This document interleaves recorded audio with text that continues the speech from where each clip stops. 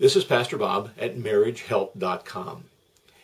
We're going to be working on a series of lessons that we call the 10 Rules. In this framework of 10 rules, you can see it posted on the website in the text form. It's going to have 3 different components. You can see the outline of the different rules as it goes down through on the page. You also have the possibility of linking from each rule to a larger description, a text file that will show you how that rule applies or why it needs to be there.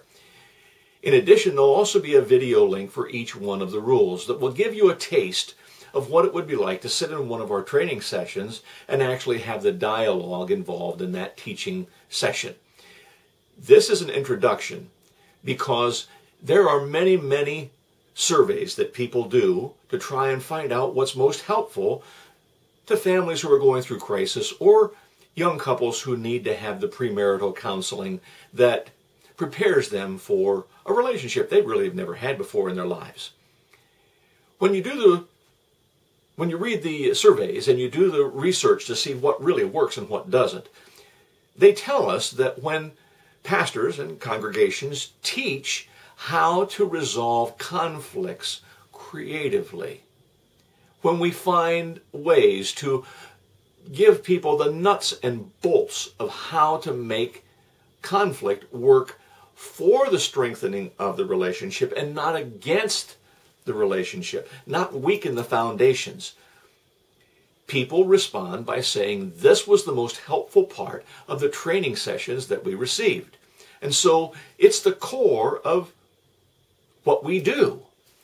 And it sort of makes sense that way. It doesn't go against your thinking because we have the greatest potential for doing damage to each other and to the relationship when we are at our emotional height, the strongest of our emotions. Conflict is that part of that time when our emotions are inflamed at their very highest level. It's when a lot of the damage gets done. So when we take people through the training session, we do it with a great deal of humor. There's a lot of laughter in the sessions, and you're probably going to find yourself giggling at yourself even in these video conference sessions. Because when you see yourself projected out so that you can see it almost as an objective observer of what's going on, you find how silly we seem and how it really is important to do it right every time. Enjoy these sessions. Sit around and watch them a couple different times.